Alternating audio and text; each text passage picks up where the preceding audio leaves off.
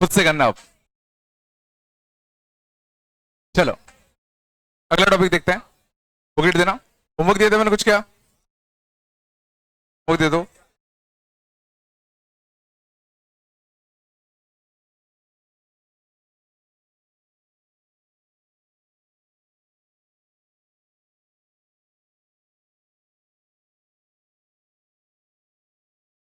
तू भी बोला हो, कुछ तो दे दो। लिमिट लिमिट से कुछ होमवर्क नहीं दिया था क्या?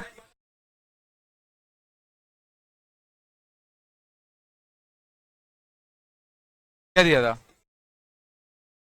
6 पूरी आधी हुई थी कि नहीं हुई? फिर नहीं करना है सर, बोला था मैंने क्या? ऑप्टिक्स कर लो फिर। ऑप्टिक्स से कौन सा होमवर्क बचा है? ठीक है, चौथी क्लास आज मेरी है ना, और पढ़ लेते हैं। क्या पढ़े आज? ऑप्टिक्स में कितना हो गया था मैंने एक बार? कितना करा दिया था रिफ्रैक्शन में?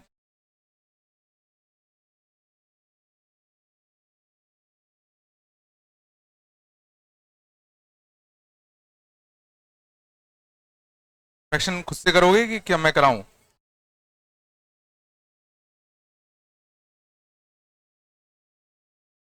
स्टार्ट ही हुआ था।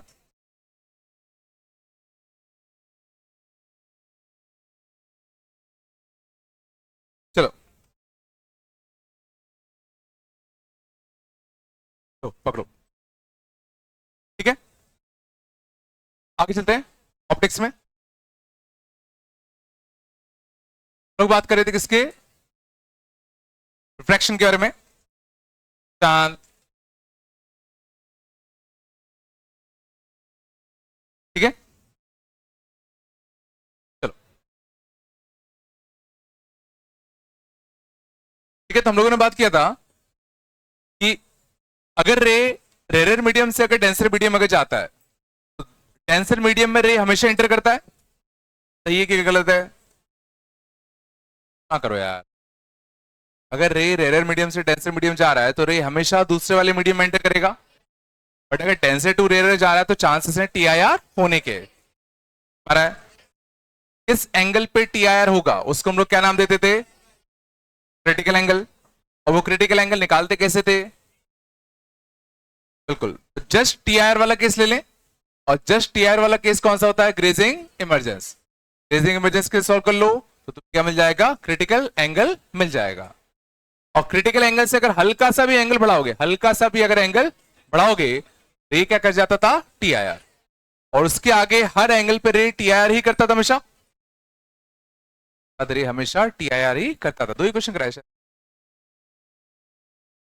बताओ पक्का? चलो ठीक है, इसकी थोड़े बेसिक एप्लीकेशन देखते हैं। चलो मान लो अगर ये मान लो एक एक्वेरियम होता। एक्वेरियम में यहां पर मान लो हमने एक लाइट का सोर्स रख दिया। ये लाइट जल रही है, ठीक है ना? ये लाइट रेस यहां से बाहर जा रही है। करना है क्या?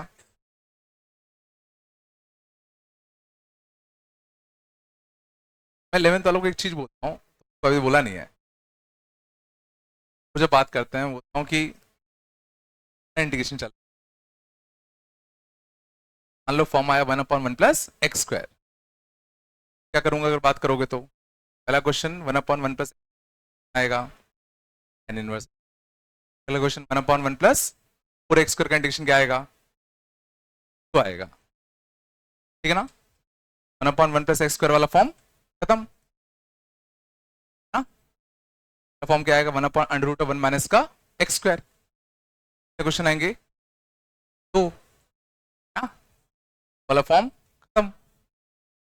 फिर में कौन सा क्वेश्चन आएगा? 1/√x² + 4x + 3 का आंसर में e⁻x/e⁻2x + 2e⁻x + 1 का इंटीग्रेशन बताओ। ऐसा क्वेश्चन आएगा। क्या क्या समझ में आया? हाँ? अगर मेरे को नहीं बताना होगा तो तुम्हें पता भी नहीं चलेगा मैंने क्या नहीं बताया। क्या क्या?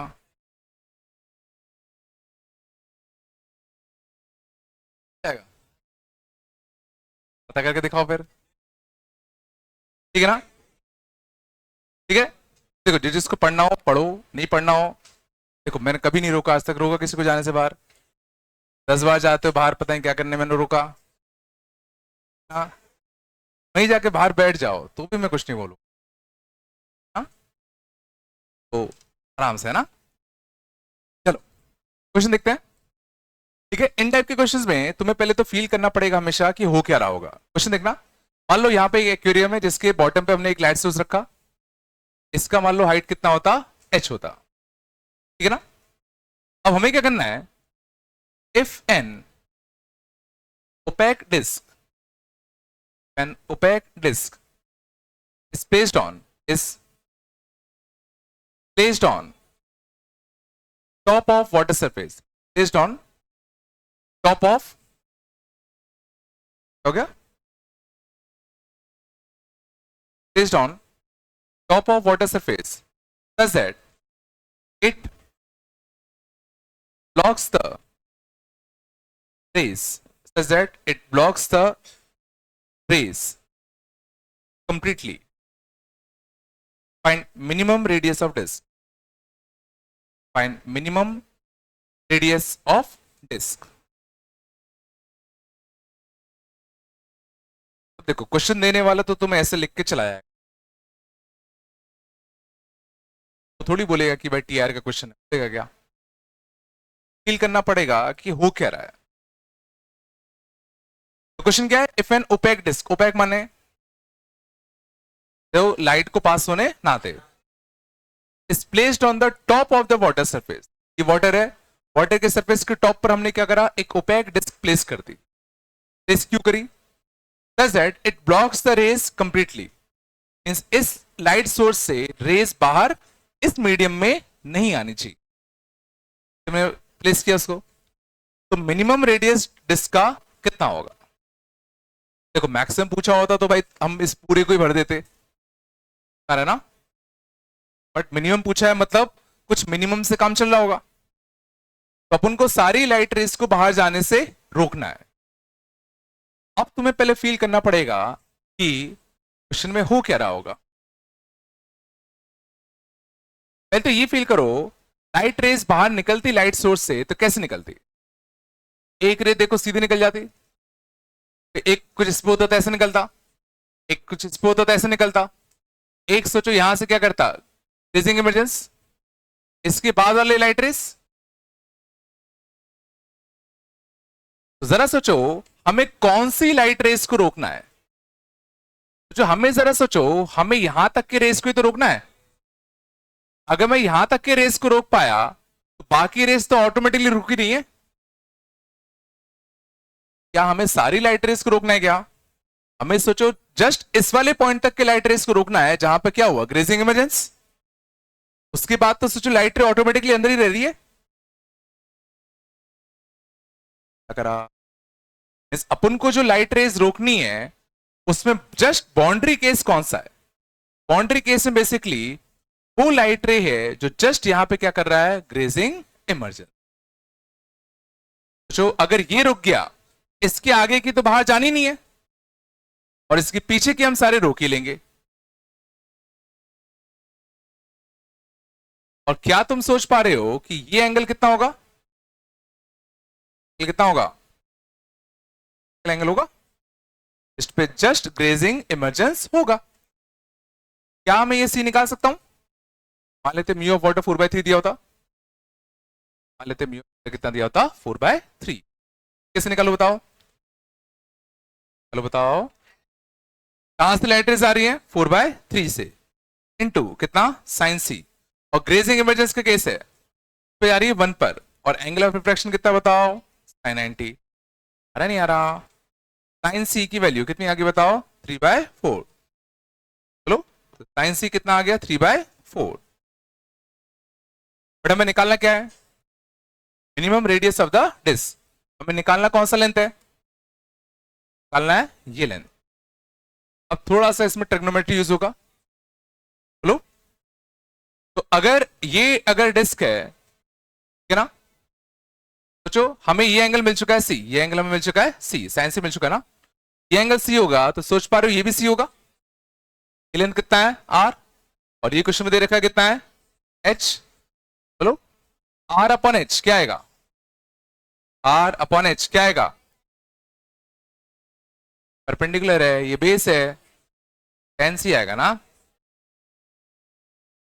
सोच पाते क्या, आर अपन एच क्या आएगा टेन सी। हम टेन सी निकाल पाएंगे क्या, निकाल सकते नहीं निकाल सकते। साइन सी कितना है 3/4, साइन सी कितना है 3/4, टेन सी कितना आएगा 3/√7। तो आर अपॉन एच कितना आएगा बताओ 3/√7। तो आर कितना आएगा बताओ 3h/√7। पर इस क्वेश्चन में सबसे कठिन पार्ट क्या था, सोच पाना कि एक्चुअल में हो क्या रहा होगा, या जस्ट बाउंड्री केस हम किसके लिए सॉल्व करें।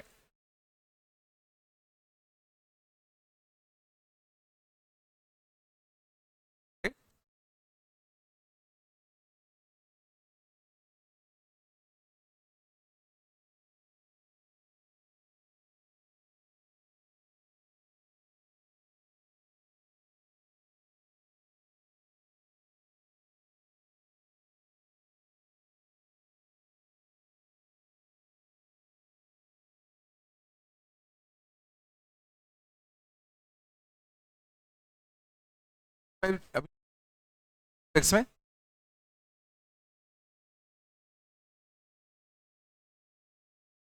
ना, 5 कहां दी मैंने अभी, कुछ क्या सिक्स एग्जाम्पल आया, आया नहीं आया।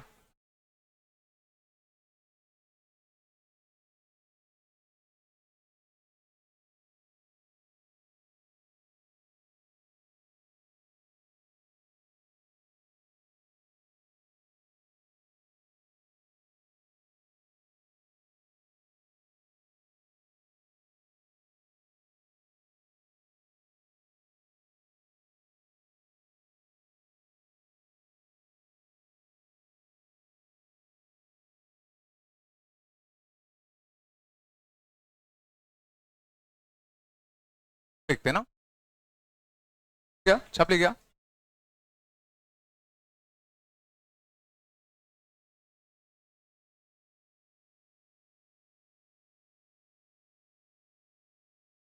एक और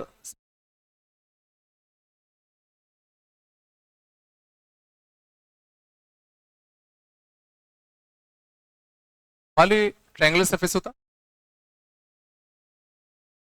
होता 30 डिग्री होता। मान लो होता अपना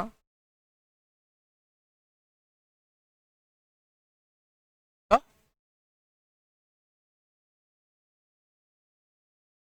मान लो कुछ नॉर्मल से आई एंगल पे आ रहा है, आई एंगल पे आ रहा था, find I does that ray retraces it,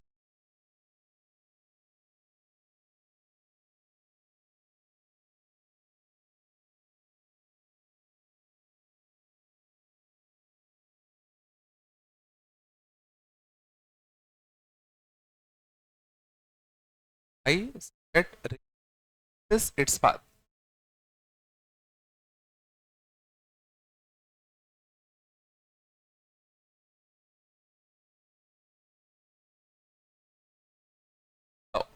कहां से शुरुआत कर, पहले तो तुम्हें ये खुद से फील करना पड़ेगा पाथ रिट्रेस क्या, पाथ रिट्रेस मतलब जैसे आया वैसे निकल जाए। पाथ रिट्रेस करने के लिए क्या क्या होना चाहिए, क्या होना पड़ेगा, ऑब्वियसली पाथ रिट्रेस करने की जिम्मेदारी किसकी होगी, इस प्लेन मिरर की। और प्लेन मिरर पर पाथ रिट्रेस कब करता है, जब रे कैसे गिरे उस पर नॉर्मल, मीन्स ये समझ में आ रहा है हमें कि अगर हमें पाथ को रिट्रेस कराना है तो ये एंगल आई से आएगा। फाइनली सोचो इसको इस वाले मिरर पर परपेंडिकुलर जाना पड़ेगा, तो सोचो ऐसे जाएगा तो ऐसे सीधा लौट जाएगा।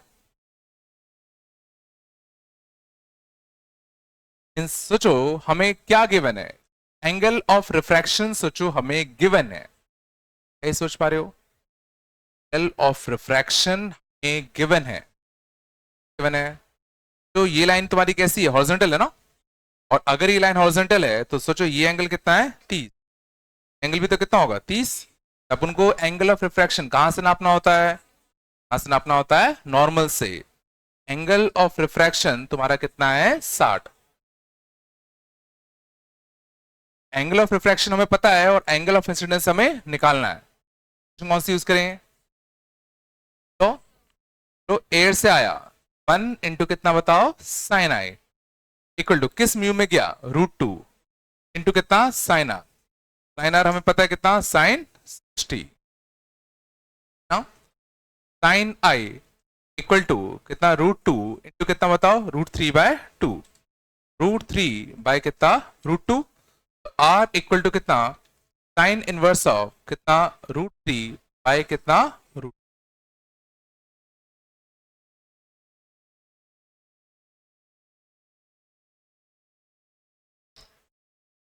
तो आई है ना, सॉरी,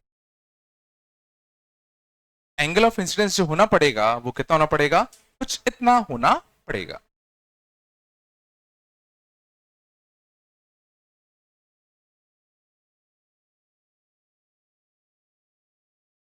हाँ,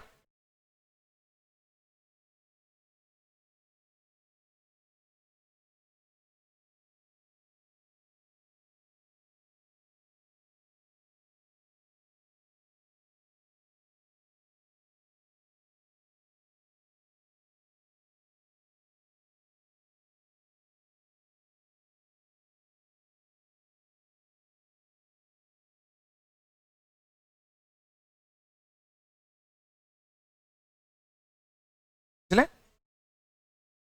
थोड़ा टफ करूं, धीरे धीरे आ रहा है ना।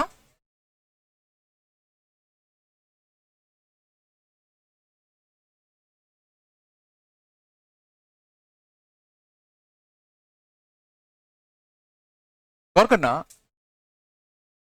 हम लोग बेसिकली क्या बात कर रहे हैं, प्रिज्म में। प्रिज्म में बेसिकली होता क्या है, बस आराम से ज्यादा पूछने वाला केस यही है वाला। इसमें बेसिकली होता क्या है, अगर मान लो ये सरफेस को नॉर्मल है, अगर मान लो किसी इंसिडेंस एंगल से रे आता है, ऑब्वियसली नॉर्मल से कुछ अपना R1 से क्या करता है, रिफ्रैक्ट, फिर ये वाला सरफेस मिलेगा, यहां पे R2 से क्या करेगा, रिफ्रैक्ट, और फिर रे क्या कर जाएगा, इमर्ज। कैसे तो होगा, और ये एंगल अगर मैं एंगल ए मानू और एपेक्स एंगल है ना। अब क्या तुम बता सकते हो कि अगर TIR होना होगा तो किस सरफेस पे TIR होने के चांसेस है, TIR अगर होना है तो किस सरफेस पे हो सकता है, ऑब्वियसली इस वाले पे होगा, कि यहां तो रेयर टू डेंसर जा रहा है तो यहां तो पक्का जाएगा, बट यहां डेंसर टू रेयर है, हो सकता है चांसेस कि यहां पे TIR हो जाए, चांसेस है, जरूरी नहीं कि हमेशा TIR होगा। तो अब क्या तुम R1 R2 और A में कोई रिलेशन मेरे को बता सकते हो क्या, R1 R2 और A में एक रिलेशन सोचो, सोचो ये नॉर्मल है, ये R1 है तो ये कितना होगा, 90 माइनस R1, ये R2 है तो ये कितना होगा, 90 माइनस R2, तो this plus this plus this 180 होगा, 90 माइनस का R1 प्लस 90 माइनस का कितना R2 प्लस A मिलके कितना होना चाहिए, पाई, π/2 प्लस π/2 कितना होगा, पाई। A सोचो बड़ा अच्छा आया, R1 प्लस R2, इनसे अगर मेरे को एक रिफ्रैक्टिंग एंगल मिल गया तो अगले वाले सरफेस पे जो इंसिडेंस एंगल होगा वो हम आराम से बता सकते हैं। क्या नहीं चला, एक रिफ्रैक्टिंग एंगल अगर मिल गया तो अगला जो रिफ्रैक्टिंग एंगल होगा तो मैं आराम से बता सकता हूं ना।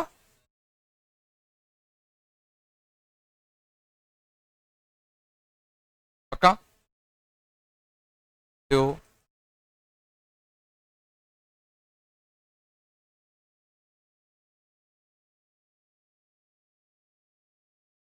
अब देखना,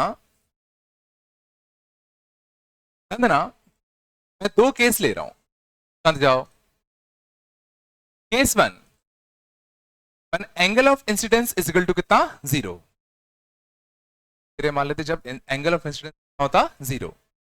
एंगल ऑफ इंसिडेंस जीरो माने क्या? एंगल ऑफ इंसिडेंस जीरो माने क्या? ये सोचो, इस वाले सरफेस पर नॉर्मली गिरी, इस वाले सरफेस पे जो नॉर्मली गिरी ना, तो नॉर्मली गिरेगा तो सोचो इस वाले सरफेस में तो पक्का एंटर कर जाएगा, एंटर कर जाएगा ना। बोलो। अब इस वाले सरफेस पे जब इसके टकराने की बारी आती तो यहां पे अगर मैं स्नेल्स लॉ लगाऊं, क्या तुम बता सकते हो इस रे का इस सरफेस के नॉर्मल से कितना एंगल है?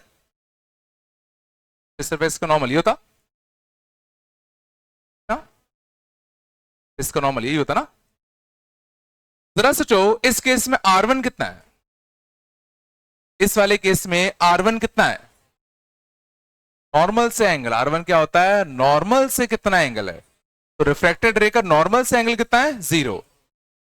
अरे हो, इस वाले केस में R1 कितना हो गया, जीरो। और R1 प्लस R2 ए है, क्या सोच पा रहे हो कि R2 की वैल्यू क्या होगी, ए ही होगी। क्या होगा, ए ही तो होगा। इसको ऐसे देख लो, ये 90, ये ए, ये 90 माइनस ए, तो ये वापस से कितना आता, ए।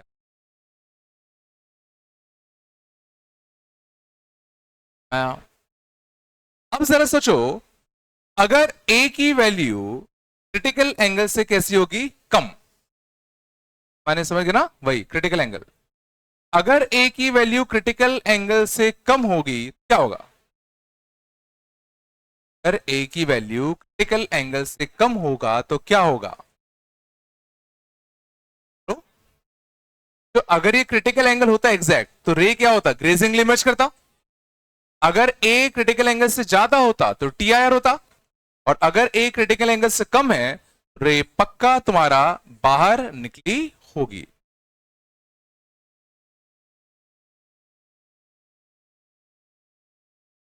का नहीं है, बस ये बात याद करो, अगर ये क्रिटिकल एंगल के बराबर होता है तो ग्रेजिंग इमर्जेंस करता है, अगर ये क्रिटिकल एंगल से ज्यादा होता है तो टी आई आर करता है। अभी अपन ने बात किया था ना। हाँ। और इसी में अगर ए मान लो क्रिटिकल एंगल से कैसा होता, ज्यादा, अगर ए मान लो कैसा होता क्रिटिकल एंगल से ज्यादा, तो ये सोचो यहां क्या कर जाता, और ये एंगल ए था तो ये एंगल भी तुम्हारा कितना आएगा, ए ही आएगा। Law of reflection.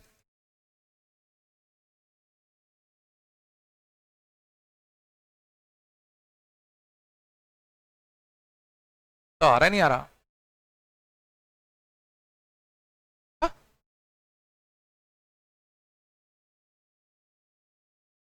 Case one such बताओ, आया नहीं आया? बन गया ना।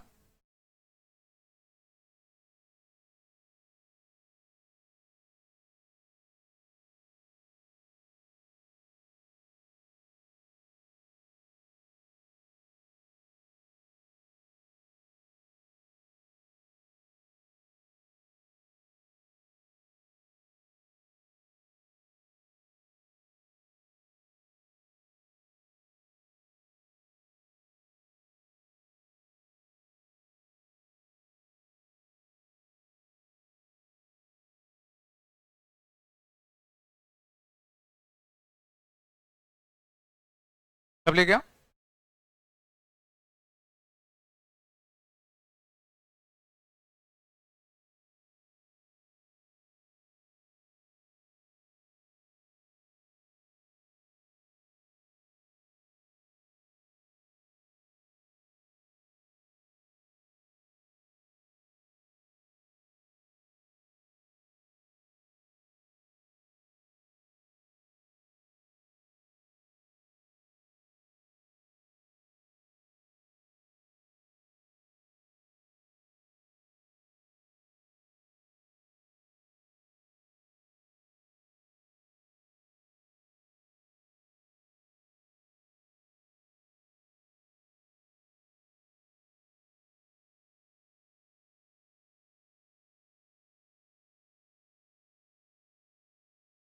अगला केस 2 देखना, अच्छा है। केस 2 में हम लोग एंगल ऑफ इंसिडेंस 90, 90 माइनस, कौन सा केस है ये? केस ऑफ ग्रेजिंग इंसिडेंस, और केस ऑफ ग्रेजिंग इंसिडेंस, है ना? ये ग्रेजिंगली इंसिडेंट है सरफेस पे, ठीक है, गौर करो। तो अगर रे सोचो इधर आएगा, पहला क्वेश्चन तो ये है कि क्या वो इस वाले मीडियम में एंटर करेगा कि नहीं करेगा? करेगा, क्योंकि रेयर टू डेंसर हमेशा रे एंटर करता ही करता है। मान लेते हैं कितना होता R1। तो अगर ये एंगल A है, क्या तुम मुझे बता सकते हो ये वाला एंगल कितना होगा? पहला एंगल कितना होगा? R1 प्लस R2 कितना होगा? A होता है, R2 की वैल्यू कितनी आएगी बताओ? A माइनस का R1।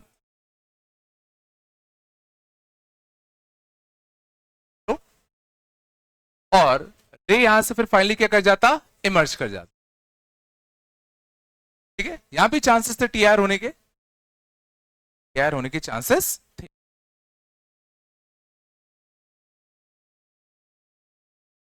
अब ध्यान देना, मेरा सवाल क्या है, अगर तुम्हें दो सिनारियो दिए जाएं, वाला और ये वाला, गौर से सुनना बहुत, तो इनमें से किस सिनारियो में टीआईआर होने के चांसेस ज्यादा हैं? फर्स्ट केस में टीआर होने के चांसेस ज्यादा हैं, सेकंड केस में टीआर होने के चांसेस ज्यादा हैं। फर्स्ट केस में टीआर होने के चांसेस ज्यादा कि सेकंड केस में टीआर होने के चांसेस ज्यादा? फर्स्ट कि सेकंड? पहले तो सोचो टीआर होता कब है? जितना एंगल ज्यादा होता है तब टीआर होता है, कि जितना एंगल कम होता है तब टीआर होता है? जितना एंगल ज्यादा होता है तब टीआर होने के चांस तब ज्यादा होते हैं। सिंपल सी बात है, देख लो सेकेंड सरफेस पर किस पर एंगल ज्यादा है। जरा सोचो, टीआर में इस पे एंगल कितना है? ए, और इस वाले सरफेस में इस पे एंगल कितना है? ए माइनस R1। जरा सोचो, ए ज्यादा होता है किससे? ए माइनस R1 से। क्योंकि इसका एंगल ज्यादा, इसमें टीआईआर होने के चांसेस ज्यादा, टीआईआर चांसेस ज्यादा है,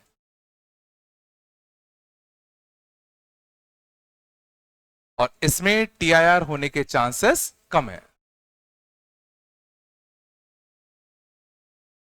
ये नहीं कह रहा इसमें टीआर नहीं हो सकता, मैं कह रहा हूं इसमें टीआर होने के चांसेस कम है।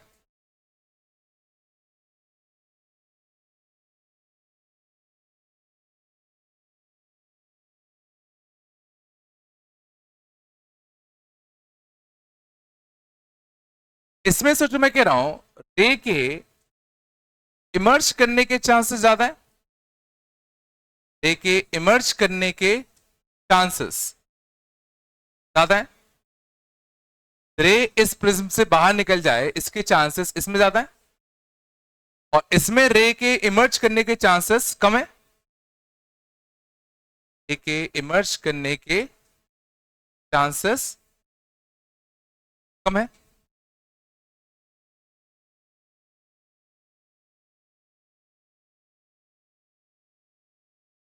अब मुझे बताओ, अगला स्टेटमेंट सुनना, अगर इस वाले केस में मैं टीआईआर हो रहा है, रे अगर ऐसे कर रही है, टीआईआर हो रहा है, क्या मैं कह सकता हूं कि इसमें भी पक्का टीआर होगा? अगर एक प्रिज्म है का ए फिक्स है, म्यू फिक्स है ना? अब दो केस ले, एक ये वाला एक ये वाला, और मैं कह रहा हूं इस वाले केस में ए और म्यू ऐसे हैं कि इसमें टीआईआर हो गया, इसमें टीआईआर हो गया, क्या मैं कह सकता हूं कि इसमें टीआईआर पक्का होगा? है कहना सही कि गलत है? अरे ना, इसमें तो टीआर होने के चांसेस वैसे भी ज्यादा थे ना, इसमें टीआर होने के चांस कम थे, तो ऐसा नहीं कह सकते कि इसमें टीआर हो गया तो इसमें पक्का टीआर होगा। हाँ, उल्टा कह सकते थे, कि अगर इसमें टीआर अगर हो गया तो इसमें पक्का टीआर हो गया होगा,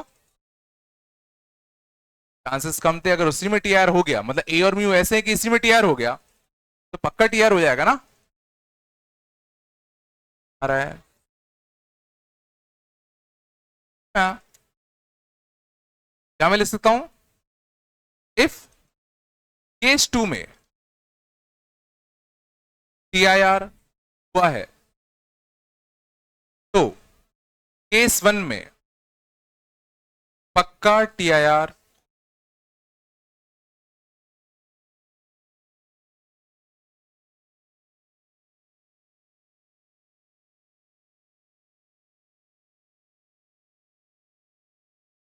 स्टेटमेंट। अगर, हाँ सुना, मैं कह रहा हूं अगर इस केस में अगर रे बाहर निकली है, इस केस में रे अगर इमर्ज करी है, मैं कह रहा हूं इस केस में भी हमेशा रे इमर्ज करेगी। ये कहना सही है क्या? अगर इस वाले केस में रे अगर इमर्ज कर रहा है तो इसमें भी पक्का रे इमर्ज करेगी। नहीं, ये कहना गलत है। इसमें तो इमर्ज करने के चांसेस वैसे भी ज्यादा ही थे ना। उल्टा कहना सही है कि अगर रे यहां से अगर बाहर निकल गई, यहां से पक्का बाहर निकल जाएगी। जहां पर रे के इमर्ज करने के चांसेस कम थे, वहां भी तुमने अगर रे को बाहर निकाल दिया, ए और म्यू ऐसे ले लिया कि रे बाहर निकल रही है, यहां तो गारंटीड निकलेगी ना। आ रहे नहीं आ रहे? इफ केस 1 में रे मर्ज कर गई तो केस 2 में पक्का रे इमर्ज करेगी। पक्का मर्ज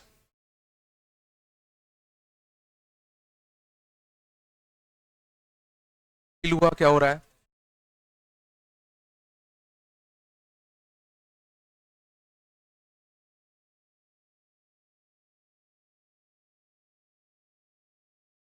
तो क्या होगा रे?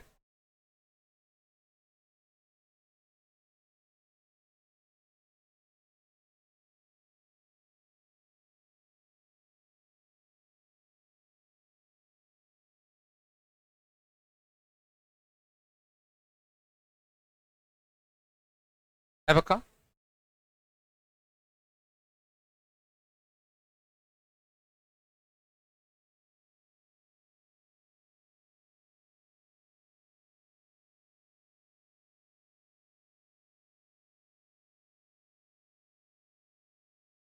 अब लेता हूं।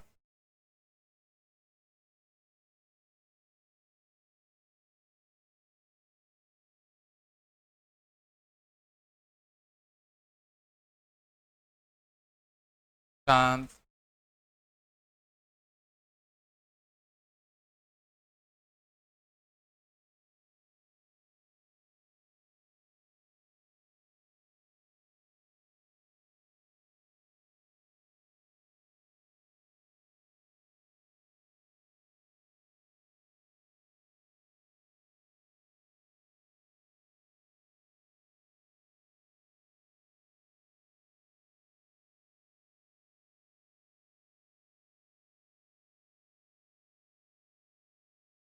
अब ले होगा रे। चलो कुछ देखना, बस बात कम करो। कल कितना है? 60 है? मत जाओ।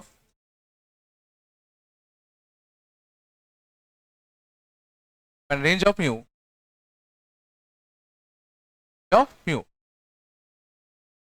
z पहला,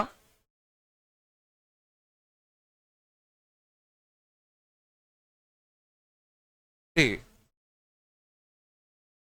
always first, क्या यार,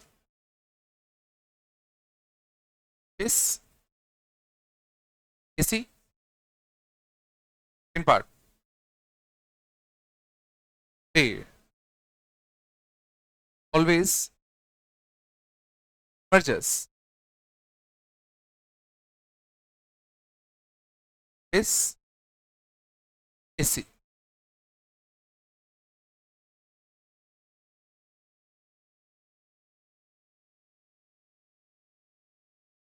Okay?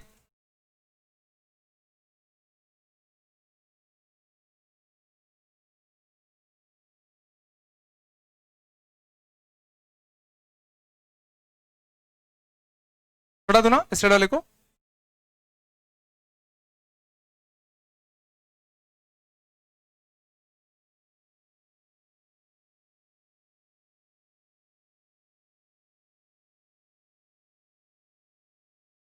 पापा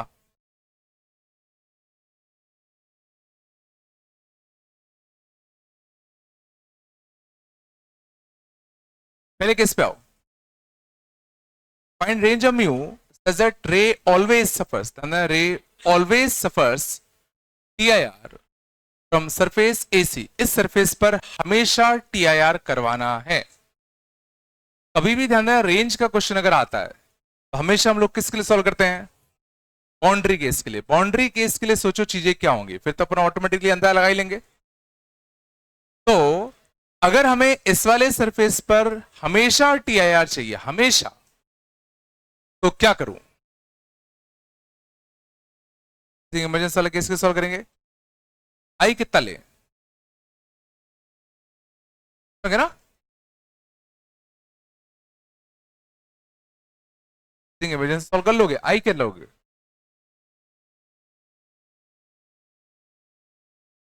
लोगे सही, बिल्कुल। ग्रेजिंग इमरजेंसी को सॉल्व करना है, आई क्या? क्यों?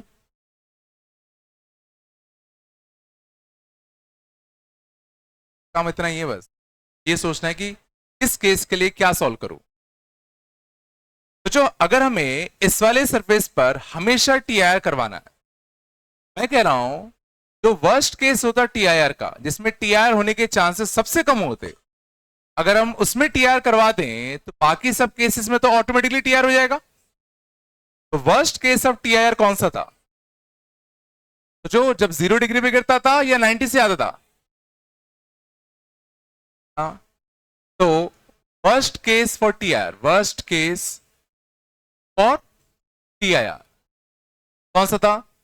जब रे तुम्हारा ग्रेजिंग इंसिडेंस हो। अगर मैं इसमें भी TIR करवा पाया, अगर इसमें भी मैं TIR करवा दूं तो सब में ऑटोमेटिकली TIR हो जाएगा।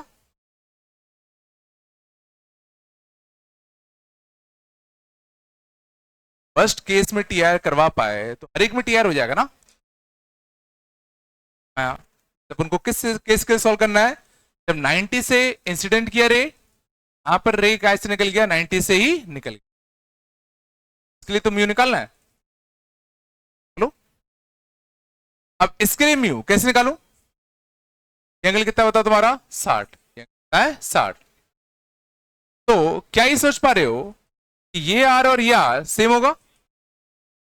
और ये आर कैसा होगा? सेम ही तो होगा। और ये आर आएगा कितना? 1 इंटू कितना? साइन 90 इक्वल टू म्यू, जो कि निकालना है। और सॉरी, फालतू सॉल्व कर रहे हो तो ये आर प्लस आर कितना होगा? 60। तो आर तुम्हारा सीधा कितना आता बताओ? 30 आता, 30। और आर अगर 30 होगा तो मैं म्यू निकाल सकता हूं। 1 इंटू कितना? साइन 90 इक्वल टू कितना? म्यू इंटू कितना? साइन 30। समझ जाओ। देखो इस केस के लिए जो म्यू आया वो कितना आ गया?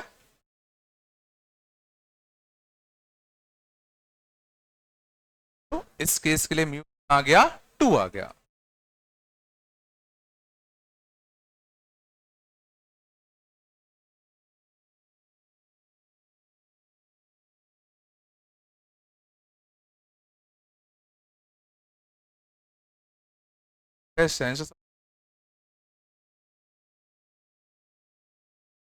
चला गए,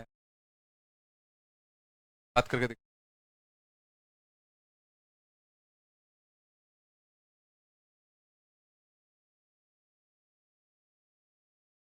शांत, ये चला। मीन्स अगर म्यू इक्वल टू 2 रखोगे तो क्या होगा?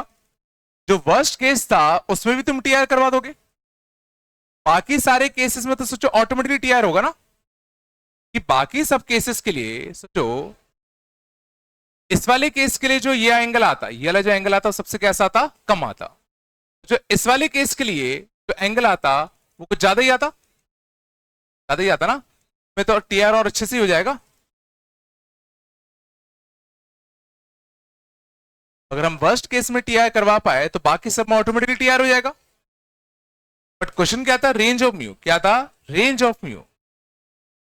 ये तो जस्ट बाउंड्री केस आया कि भाई म्यू इक्वल टू 2 पर जस्ट इसमें टीआर होगा, बाकी के लिए म्यू 2 से आगे बढ़ाएं कि पीछे करें, म्यू 2 से ज्यादा लें कि कम लें, ज्यादा। क्यों, याद करो हमने सीखा था जितना दोनों के बीच में म्यू का डिफरेंस होगा उतना टीआर होने के चांसेस ज्यादा, दोनों सरफेसेस के बीच में म्यू का डिफरेंस होगा उतना टीआर होने के चांसेस ज्यादा होंगे। म्यू का डिफरेंस बढ़ाना है, म्यू इक्वल टू 2 पर और बड़ा करना है, तो सोचो म्यू की रेंज क्या आएगी तुम्हारी, ग्रेटर देन और इक्वल टू 2, तो इक्वल टू 2 आएगा नहीं आएगा, इक्वल टू 2 आएगा कि नहीं आएगा, आएगा। क्यों, ये ग्रेजिंग इमरजेंस वाला केस क्या टीआर का केस होता है क्या, लिखा है रे suffers TIR from surface AC, grazing emergence TIR का केस ध्यान देना नहीं होता, जस्ट आगे वाला केस टीआर का केस होता है। बताओ म्यू इक्वल टू आएगा कि नहीं आएगा, आएगा कि नहीं आएगा, आएगा। क्योंकि गौर करना, ग्रेजिंग इंसिडेंस वाला जो हम केस ले रहे हैं क्या वो एग्जैक्ट 90 है क्या, ये तो 90 माइनस ही होगा, या तुम 90 से रिवेज दोगे क्या, है ना, ग्रेजिंग इंसिडेंस भी तो 90 माइनस ही होता, अरे ना। अगर तुम रे एग्जैक्टली 90 पे भेज पाते तो म्यू 2 आता, तुम 90 से हल्का सा पहले भेजोगे, म्यू 2 पे भी काम चल जाएगा।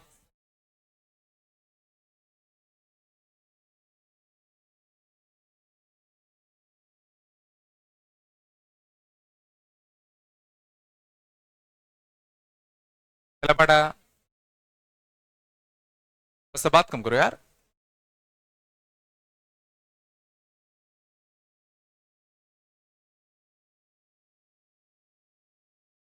लेकिन कैसे के शान find range of mu such that ray always emerges,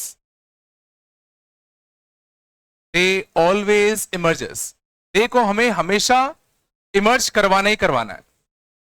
क्या करेंगे, तो जो वर्स्ट केस ऑफ इमरजेंस होगा उसमें रे को इमर्ज करा दे, अगर उसमें इमर्ज कर गया तो सब में इमर्ज कर जाएगा। और वर्स्ट केस ऑफ इमरजेंस कौन सा होता है, worst case of emergence is equal to best case of TIR, और बेस्ट केस ऑफ टीआईआर कौन सा होता था, जब रे सोचो नॉर्मली गिरती थी, तो अगर इसमें मैं रे को बाहर निकाल पाया तो सब में निकल जाएंगी। तो किस रे डायग्राम के लिए सॉल्व करूं, यहां से तो रे आई, बाहर किस एंगल से निकाले, जीरो से निकाले, बाहर किससे निकाले, जो अगर इस केस में बस हमें रे को बाहर ही तो निकलवाना है बस, क्यों ना ग्रेजिंग इमरजेंसी बाहर निकाल दूं, बस रे बाहर पहुंचनी चाहिए, रे बाहर पहुंचने के लिए जस्ट वापस से ग्रेजिंग इमरजेंसी के लिए सॉल्व कर ले। अगर ये इस केस में भी बाहर निकल गया तो बाकी सारे केसेस में तो ऑटोमेटिकली बाहर निकल जाएगा।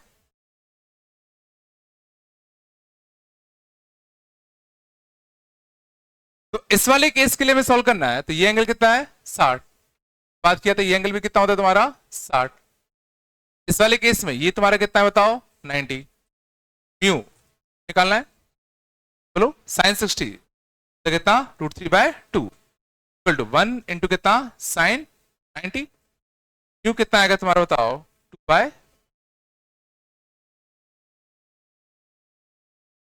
अगर तुम म्यू 2/√3 रखोगे, अगर म्यू तुम क्या रखोगे 2/√3 के, तो सोचो इस वाले केस में भी रे बाहर निकल जाएंगी। तो अगर हर केस में रे बाहर निकलवाना है, क्यू को क्या करूं, 2/√3 से ज्यादा कि कम। अगर हमें रे को इमर्ज करवाना है ना, तो इनके बीच में म्यू का डिफरेंस कम होना चाहिए, कि जितना म्यू का डिफरेंस ज्यादा होगा टीआईआर के चांसेस ज्यादा होंगे। अगर हमें रे को इमर्ज कराना है तो इनके म्यू का डिफरेंस कम होना चाहिए। इसका म्यू अगर 1 है और इस वाले केस में 2/√3 है, तो डिफरेंस कम करने के लिए 2/√3 को 1 की तरफ जाना पड़ेगा, और 1 की तरफ जाना पड़ेगा, मतलब म्यू तुम्हारा क्या होगा बताओ, 2/।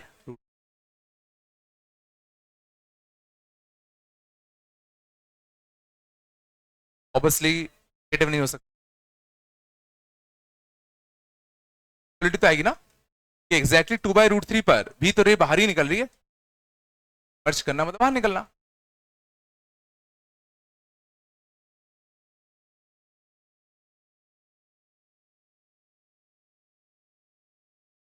क्या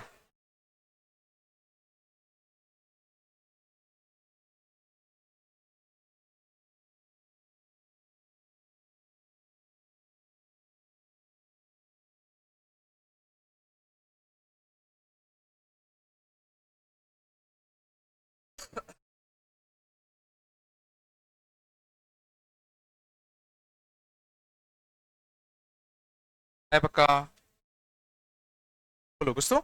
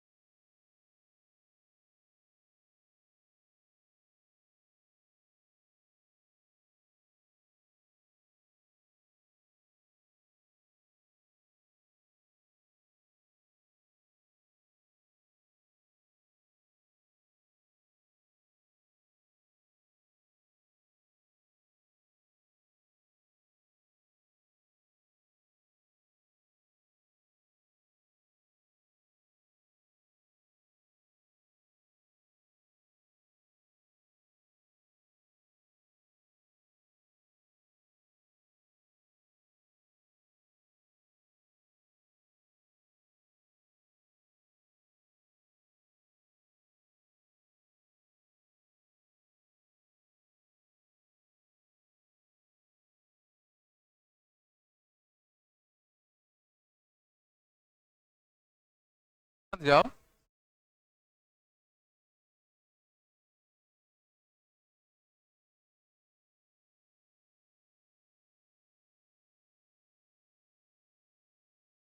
ठीक है, fine, net,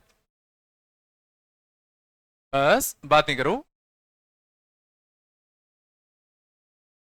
mu equal to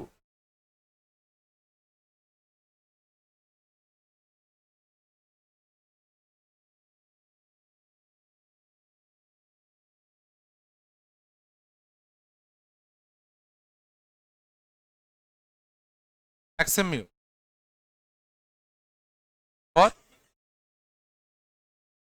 TIR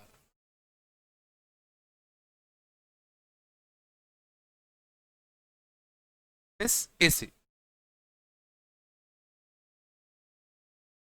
also find del.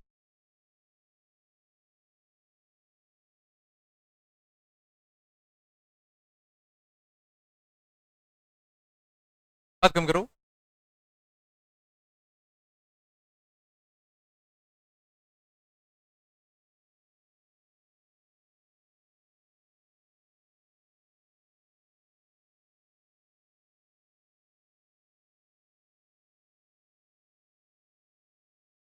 चलो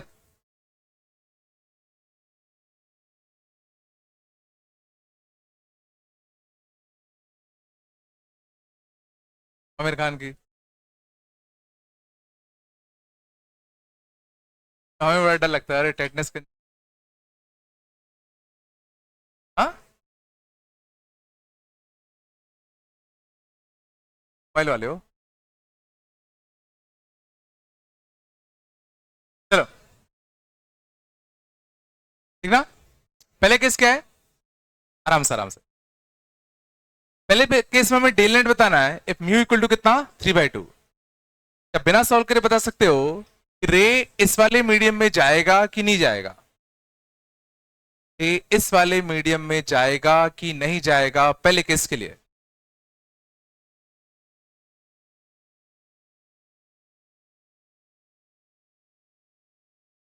इसका म्यू कितना? 7.4। इसका म्यू कितना? कौन सा डेंसर है? ये डेंसर है ना। और एरिया टू डेंसर हमेशा जाता है, हमेशा जाएगा ना। पहला केस पक्का आसान होगा। तो पहले सरफेस पे, पहले सरफेस पर स्नेल्स लॉ लगा दे। ये 45 डिग्री, ये कितना √2। लिखो बताओ। 1 इंटू कितना sin 45, 1 इंटू कितना sin 45। किलो कितना बताओ? √2 इंटू कितना sin r। √2 इंटू कितना sin r? बोलो। sin r की वैल्यू, sin r कितना है बताओ? बाय 2। r कितना है बताओ? 30 डिग्री। ये एंगल तुम्हारा कितना आएगा बताओ? 30 आएगा, 30। और ये 30 है, ये कितना है तुम्हारा 60। ये भी पक्का तुम्हारा कितना आएगा 30। अब इस वाले सरफेस पर वापस से स्नेल्स लॉ लगाते, पक्का बाहर जाएगा। इस वाले सरफेस पे वापस से स्नेल्स लॉ लगाते तो कितना आता बताओ? √2 इंटू sin 30, √2 इंटू कितना sin 30 इक्वल टू इसका म्यू। म्यू कितना रखा है 3/2। 3/2 इंटू कितना बताओ sin r। नहीं आ रहा। r की वैल्यू कितनी आ गई? Sign inverse of √2/3। r कितना आ गया? साइन इनवर्स ऑफ कितना √2/3।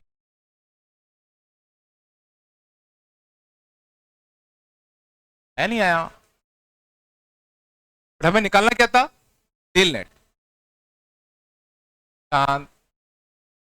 डेल नेट के लिए फिगर थोड़ा अच्छा बनाया करो। कितना है 30, कितना है 30। और ये हमने क्या निकाल लिया? r। ऑब्वियसली r तुम्हारा टुवर्ड्स नॉर्मल मुड़ गया होगा, है ना। चलो डेल नेट की अगर बात करें, समझ जाओ। पहले सरफेस में कितना डिवीजन आया? ये देखो, जानी कहां चाहिए थी? इधर। चली कहां गई? इधर। घूम गया। और ये 45 तो ये पूरा 45, और ये कितना 30 घूम गया। 15 डिग्री घूम गया क्लॉकवाइज। और क्लॉकवाइज को मैं कैसे ले रहा हूं? पॉजिटिव। सेकंड में रे ऐसे जा रही है, रे को जाना ऐसा चाहिए था, घूम गया इधर को। ये 30 है तो ये पूरा 30, और ये कितना r तो घूम गया 30 - r एंटी क्लॉकवाइज। और एंटी क्लॉकवाइज को मैं नेगेटिव ले लूं, क्या बताओ? r माइनस का 15, और पॉजिटिव में मतलब कैसा? क्लॉकवाइज। और r कितना है? Sign inverse of √2/3। Sign inverse of √2/3 minus का कितना 15 डिग्री क्लॉकवाइज।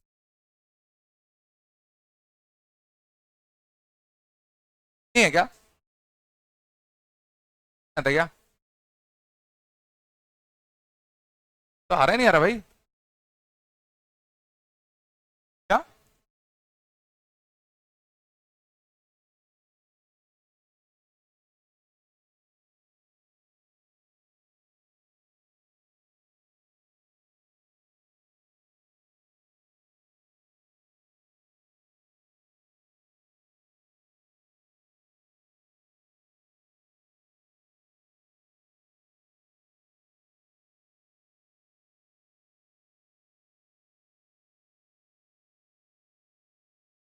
आया।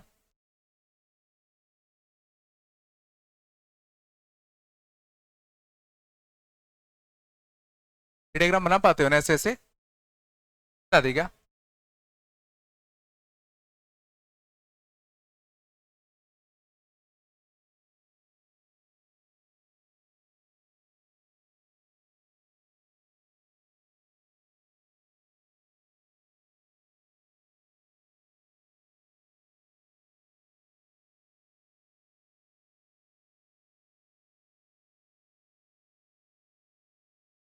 सेकेंड पार्ट में थोड़ा सा सोचने की कोशिश करो, मैंने मैक्सिमम क्यों लिखा?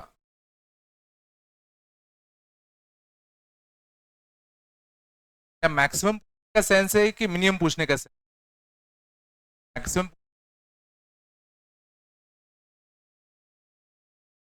जरा सोचो, इस चीज का म्यू, मान लो किसी एक पर्टिकुलर म्यू पे, मान लो किसी एक पर्टिकुलर म्यू पे टी आर हो गया, मान लो वो म्यू होता ऑब्वियसली √2 से कम ही होगा, मान लो वो 1.2 होता, लेट्स सपोज 1.2 पर यहाँ पे क्या हो रहा है, टी आई आर हो रहा है, मतलब ग्रेजिंग इमरजेंस हो रहा है।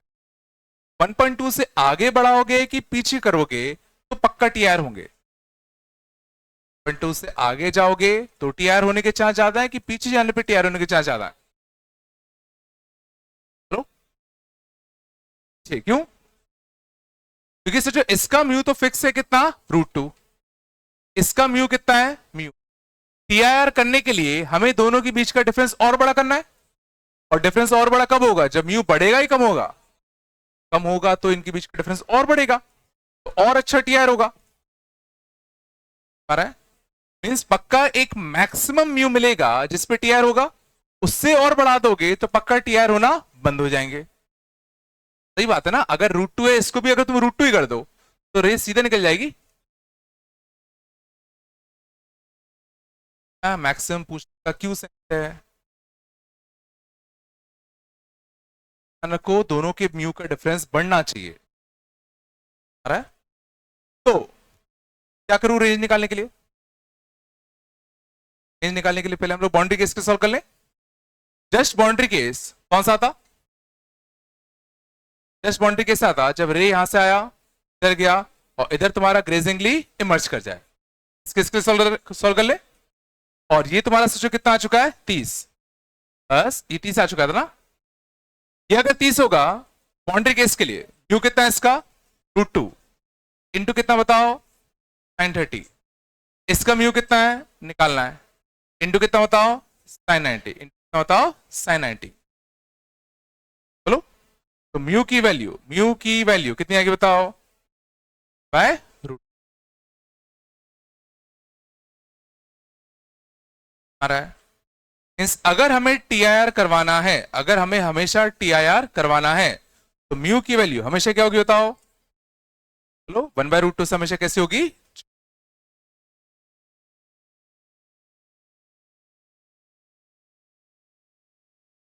टीआईआर करवाना है तो म्यू का 1/√2 से छोटा करना पड़ेगा।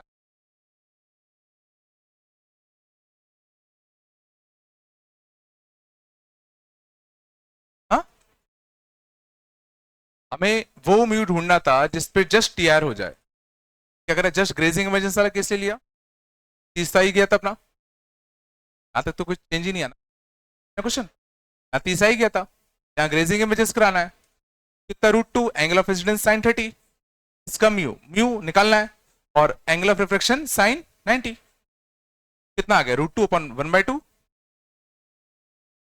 मैंने डिस्कस कर ही लिया था कि इनके बीच का डिफरेंस म्यू का बढ़ना चाहिए, वैल्यू 1/√2 से छोटी करनी पड़ेगी।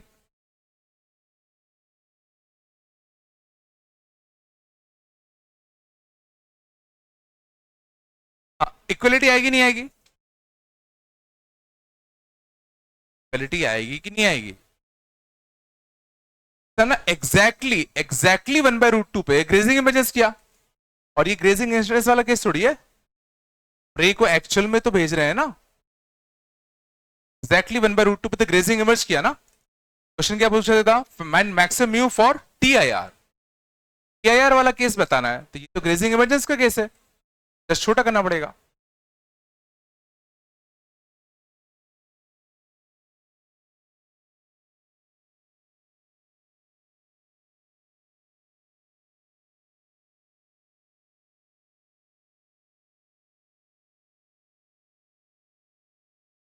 आना तुम लोग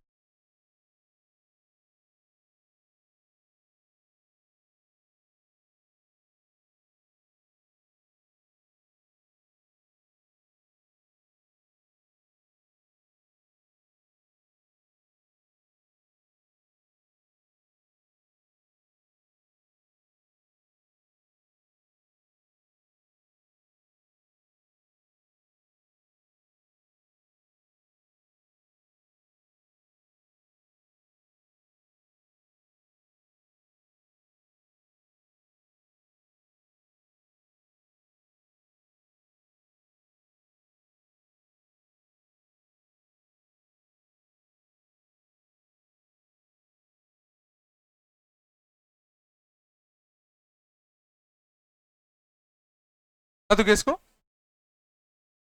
ना तू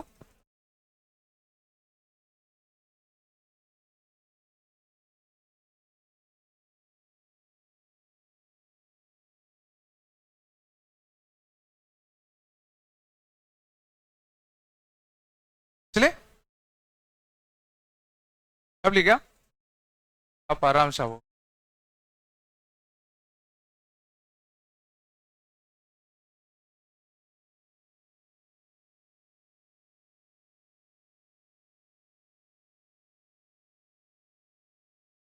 प्रिज्म वाला किस्सा है थोड़ा बहुत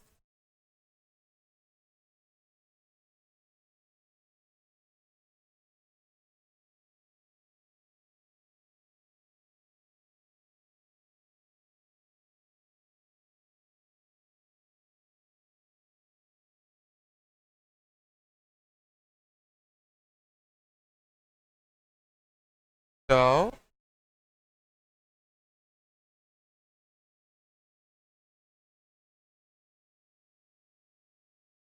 चले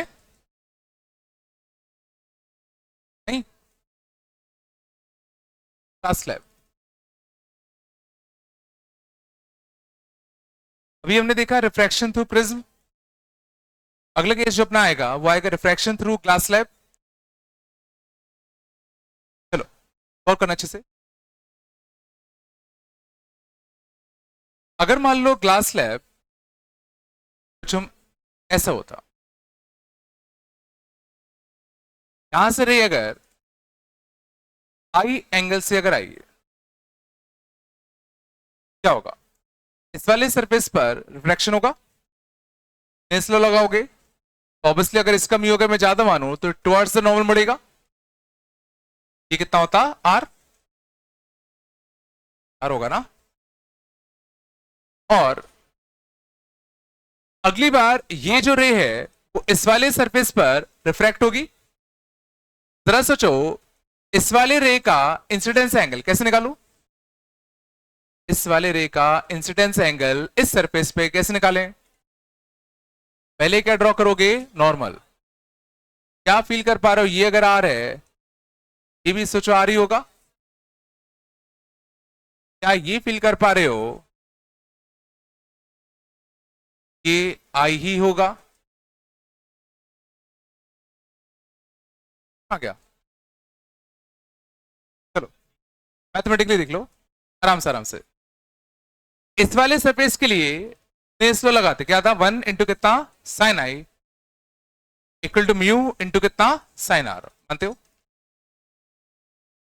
इस वाले सरफेस के लिए स्नेस लॉ लगाते क्या होता कहां से रे आई म्यू से कितने एंगल से आई साइन आर म्यू इंटू कितना साइन आर इक्वल टू मान लेते अभी मुझे नहीं पता है कितना है तो इसको ई मान लू चलो 1 इंटू कितना साइन ई और देखो ये और ये कैसा है बराबर ये और ये भी कैसे होंगे बराबर 1 into sine i equal to 1 into कितना sine e therefore I will be equal to कितना E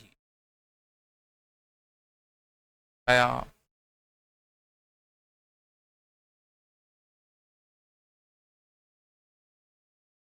मैं ग्लास लैब वाला केस बड़ा अच्छा केस है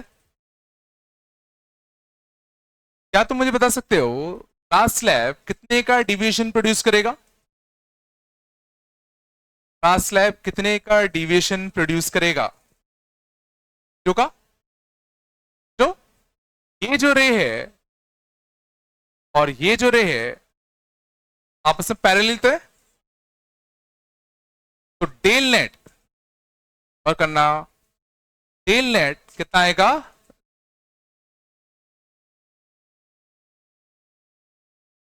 आएगा 0 का लेकिन रेज जो है वो कुछ लैटरली शिफ्ट हो जाएंगे कहते हैं लैटरल क्या मैं लैटरल शिफ्ट निकाल सकता हूं निकाल सकते हो मान लो इसका थिकनेस टी होता और अपन को ये लेंथ अगर निकालना है मैच लगेगी ऑब्वियसली आई आर के टर्म में और टी के टर्म में ये लेंथ अगर निकालना होता क्या करते सोचो। तो ऑब्वियसली ट्रिग्नोमेट्री का यूज होगा, बना दे रहा हूं नहीं तो मान लो ये आई से आया तो आर से चला गया, फिर ये आर से आया, ऐसे निकल, ये रे और ये रे तुम्हारी कैसी होती पैरेलल। तो हमें निकालना कौन सा लेंथ, ये लेंथ। यहां से मैंने क्या करा, यहां से नॉर्मल डाला, बोलो मुझे लेंथ कौन सा पता है, ये वाला ये टी है, ये निकालना ये वाला लेंथ है। तो ऑब्वियसली ये वाला लेंथ निकालने के लिए मैं इस वाले ट्रायंगल का यूज करूंगा, बट इस वाले ट्रायंगल में पहले मैं ये लेंथ निकाल लूं और ये लेंथ मैं इस वाले ट्रायंगल से निकाल सकता हूं। कितना है 90, एंगल कितना है r, this upon this, this upon this cos आता, दिस अपॉन दिस कॉस आता ना, टी अपॉन कॉस की t into cos, t upon cos आता कि टी इंटू कॉस आता। कि सोचो ये हाइपोटेनियस है ये बेस है, हाइपोटेनियस बड़ा होगा ना, हाइपोटेनियस बड़ा करना है तो टी इंटू कॉस करोगे तो कॉस तो 1 से छोटा होता है और छोटा हो जाएगा, तो बड़ा करना है। पक्का ये वाला जो लेंथ होगा शायद सोच पा रहे होगे आएगा T sec are.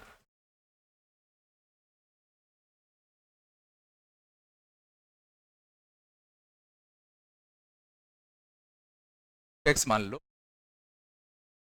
On x sec r cos r, x equal to कितना on cos r, x equal to कितना टी इंटू सेक, वही लोगे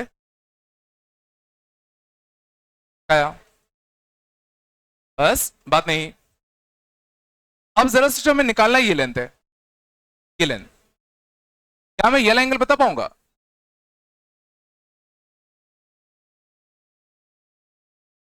ये लेंथ सो ये एंगल क्या ये पूरा आई था ना, तो कितना था आई और ये कितना है आर, पहला एंगल सोचो आएगा आई माइनस का आर। अगर मैं इस वाले ट्रायंगल को इधर की साइड अगर बना दूं थोड़ा सा, पहला एंगल कितना आ गया आई माइनस का आर, और ये लेंथ हम निकाल ही चुके हैं, कौन सा वाला ये वाला, ये लेंथ कितना आ चुका है टी सेक आर, ये 90 गौर करना। हमें निकालना कौन सा ये लेंथ, तो ए का साइन थीटा, थीटा होता ये ए होता तो ए का साइन थीटा होता ना, का कॉस थीटा, ये लेंथ कितना आएगा बताओ टी सेक आर का साइन ऑफ दिस एंगल, हाँ हम लोग शिफ्ट याद रखेंगे, होता है टी सेक आर इंटू कितना साइन ऑफ आई माइनस का आर।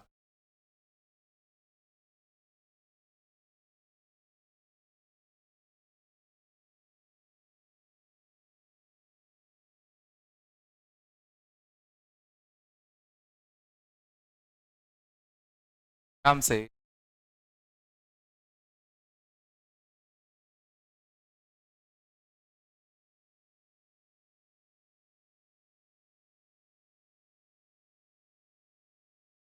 है क्या, ठीक है?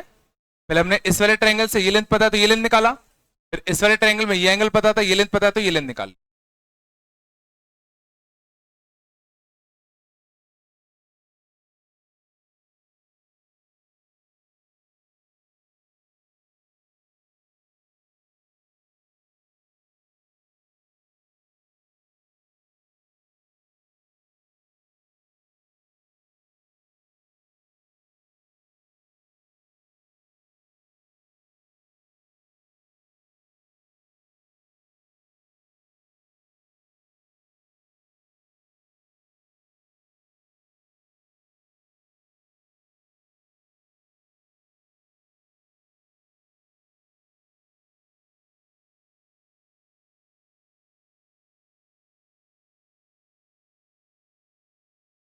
हाँ,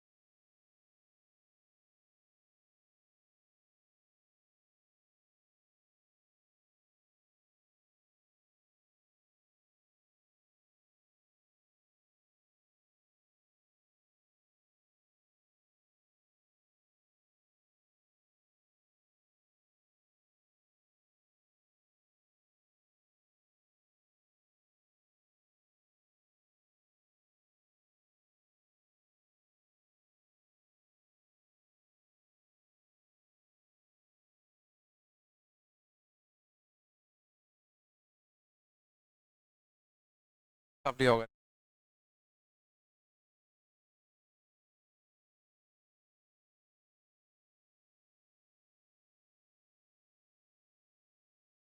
चलो, शांत है ना। सेकंड केस देखना। पहले केस में क्या हुआ, जो रिफ्रैक्शन हुआ वो ग्लास स्लैब के दोनों पैरेलल सरफेसेस हुआ था।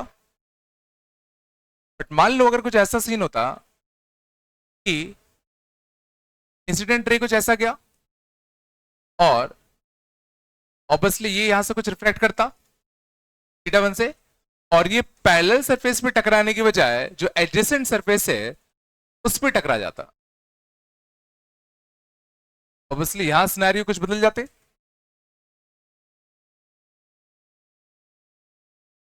चलो, ये आई से आया, मान लो थीटा वन पे गया और फिर यहां पे किस पे गया, थीटा टू से।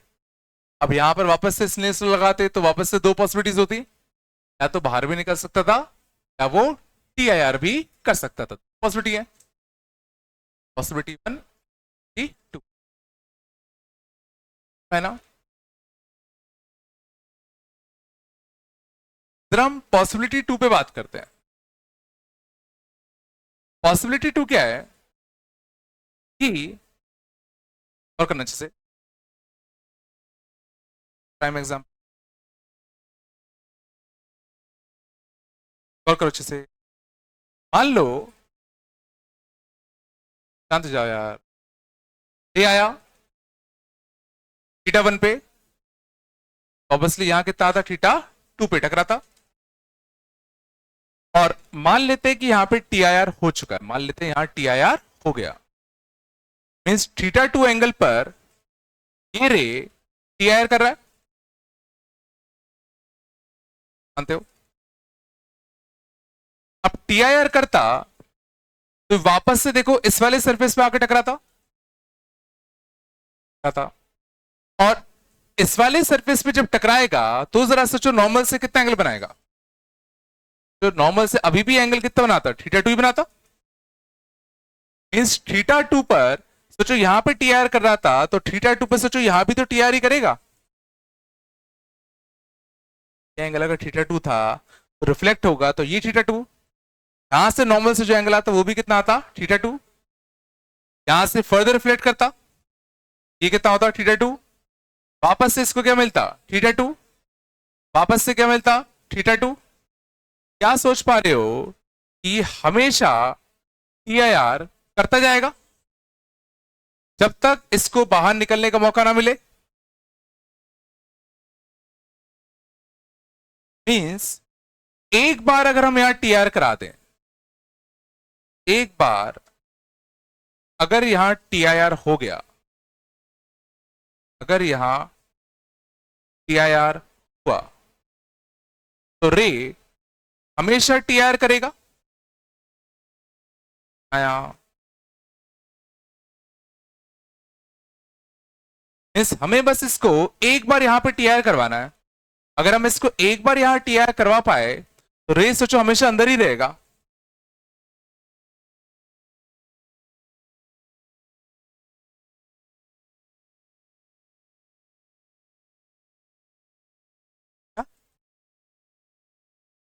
चला गया। ठीक है, और करना,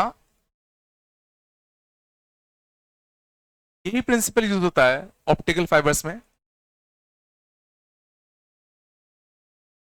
this principle of optical fibres.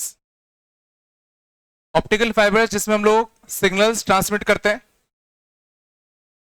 तो principle of optical fibre is basically transferring of signals with minimal loss, transferring of signals with minimal loss means अगर हम यहां पर कोई सिग्नल अगर ट्रांसफर करेंगे, एग्जैक्टली उसी स्ट्रेंथ में सिग्नल हम यहां रिसीव कर लेंगे। यूएस से इंडिया तक ऑप्टिकल फाइबर बिछा दो, बहुत आता है वहां से अगर हम सिग्नल से अगर ट्रांसफर करते हैं तो डायरेक्टली यहां रिसीव कर सकते बिना किसी स्ट्रेंथ के लॉस किए। ये हमेशा प्योर रिफ्लेक्शन हो रहा है ना। बात करो टीआईआर में 100% रिफ्लेक्शन होता था।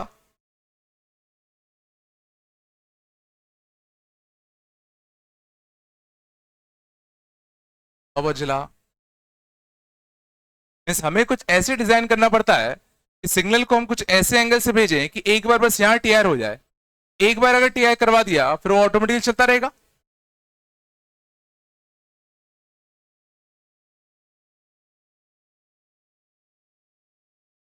बिल्कुल नहीं आ रहेगा। बस आया।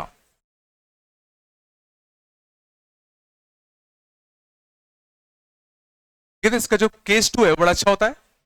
देखो केस 1 में तो अगर रे बाहर निकल गई तो निकली गई। केस 2 क्या है, अगर एक बार हम यहां टीआईआर करा पाए हमेशा ये टीआईआर करता रहेगा।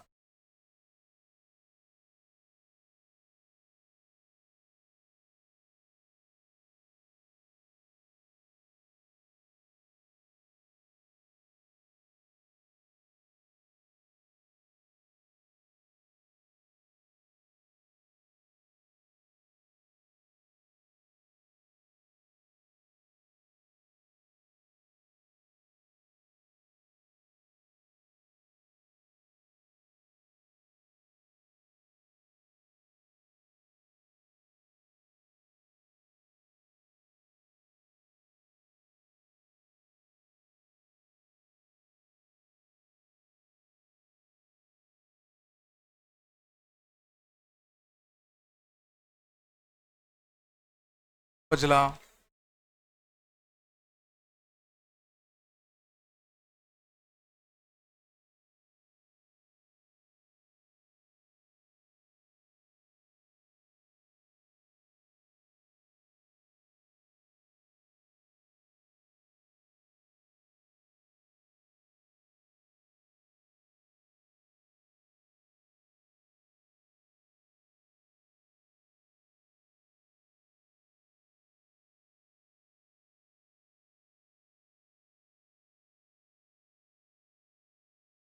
अब इसमें ध्यान देना, जो चीज तुम्हें आनी चाहिए और करो बहुत अच्छे से। चलो मान लो ये कुछ इंसिडेंस आई एंगल से रे आ रही है, कुछ क्या वन से क्या किया, ट्रैक्ट किया, और मान लेते ये जस्ट यहां क्रिटिकल एंगल बन गया, क्या होगा, ग्रेजिंग इमर्जेंस होगा। तो आई से आया, क्या वन से फ्लैट किया, यहां मान लो जो एंगल बना वो सी बना। ये केस सिनेरियो तुम्हें गिवन है, सिनेरियो तुम्हें गिवन है। अब तुमसे पूछा जा रहा है अगर मुझे टीआईआर करवाना है, मान लेते इसका म्यू म्यू होता, इसका म्यू 2 होता, म्यू, तो अगर मुझे टीआईआर समझे इस आई पर ये थीटा 1 है, ये सी है, और ग्रेजिंग इमरजेंस का केस बन रहा है। अगर मुझे टीआईआर करवाना है, अगर मैं तुम्हें ऑप्शंस दूं बहुत सारे, कि भाई मुझे, ठीक है, ये तो इसको मैं थीटा टू कर देता हूँ। ऑब्वियसली जस्ट ग्रेजिंग इमेजेस हो तो थीटा टू पक्का क्या होगा, सी। तो अगर मुझे टी आई आर करवाना है तो कौन कौन से ऑप्शन सही होंगे? थीटा टू बढ़ाना पड़ेगा, थीटा वन बढ़ाना पड़ेगा, या थीटा वन कम करना पड़ेगा, टू आना पड़ेगा, टू करना पड़ेगा, आना पड़ेगा। अच्छा छोड़ो, थीटा टू को क्या करना है तुम्हें बताना है। थीटा टू को क्या करना है, इंक्रीज करना है कि डिक्रीज? टू को क्या करना है, वन को क्या करना है, आई को क्या करना है, और थीटा वन को क्या करना है, और म्यू वन को क्या करना है।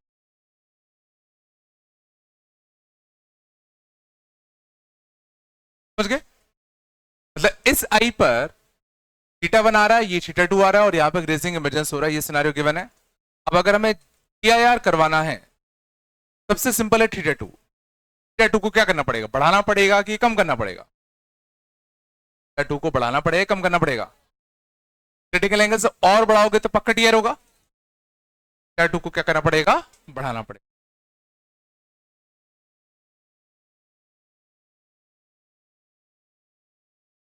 अगला जो सिंपलेस्ट केस है वो है थीटा वन का।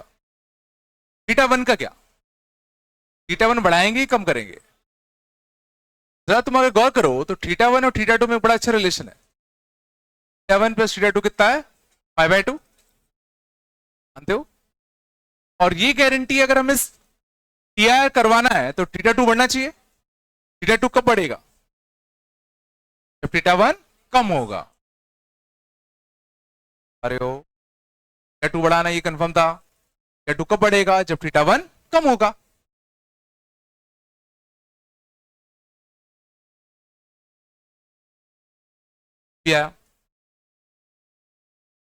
म्यू टू का क्या,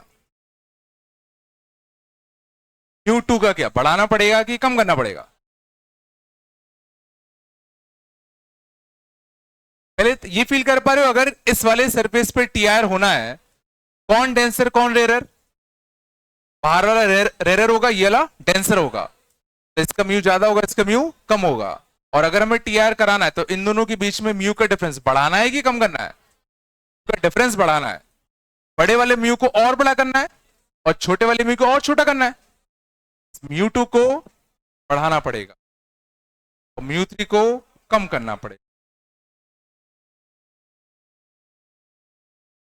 ना इनके बीच में का डिफरेंस बढ़ेगा उतना टीआर होने के चांसेस बढ़ेंगे ना।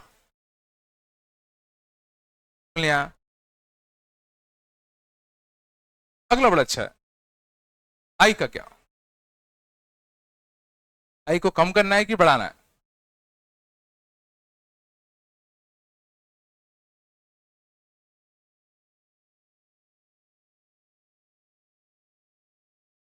सोचो, ये मुझे पता है, थीटा वन को मुझे क्या करना था, कम करना था। और थीटा वन कम कब होगा, जब आई सोचो कम होगा। आई कम होगा तो थीटा वन ऑटोमेटिकली कम होगा ना। थीटा वन को कम करना पड़ेगा और थीटा वन कम कब होगा, जब आई कम होगा।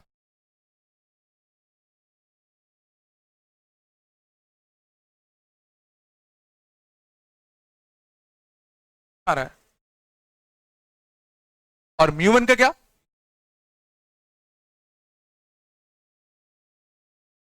जरा सोचो, mu one sine i equal to कितना, mu two sine theta one था। लो, हमें थीटा वन कम करना है, थीटा वन क्या करना है, कम। ये फिक्स है, ये फिक्स है, तो ये कम कब होगा, जब म्यू वन कम होगा। आ रहा है, तो म्यू को हमें कम करना, तो हमें थीटा वन को डिक्रीज करना है ना। इसको फिक्स करो, इसको फिक्स करो, ये डिक्रीज कब होगा, जब ये डिक्रीज होगा।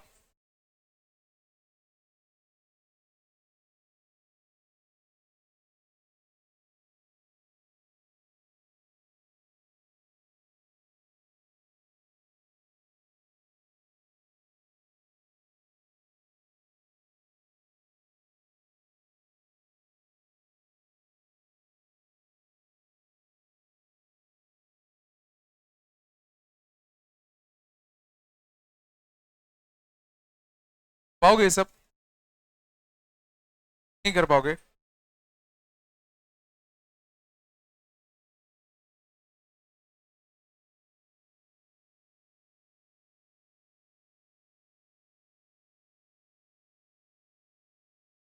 तो बता दिया था ना, म्यू क्या होता था, velocity of medium, velocity of light in any medium, by mu. हाँ, velocity of light in any medium mu is c by mu.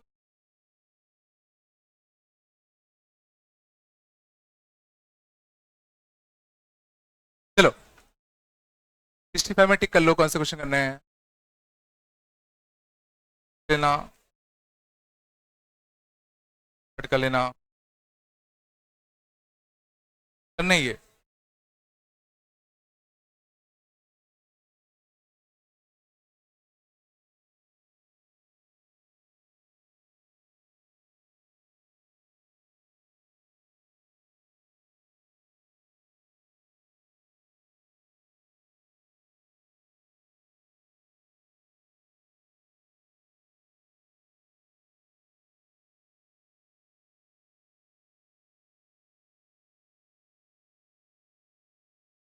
बस बात नहीं करो।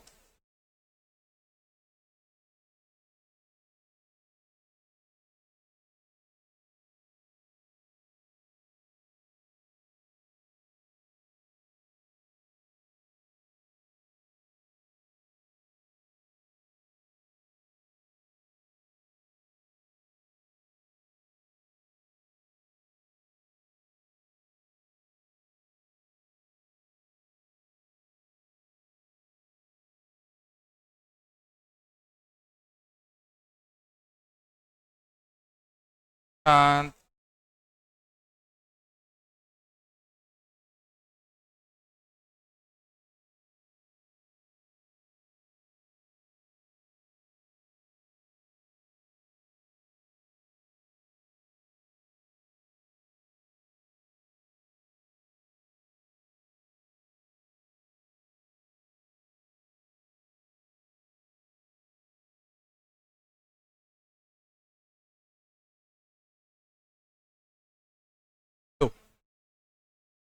तो कितने सारे ना,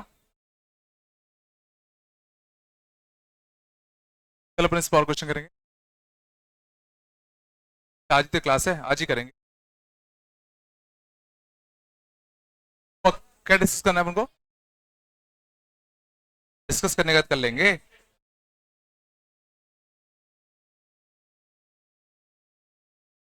क्या कल होगे ना?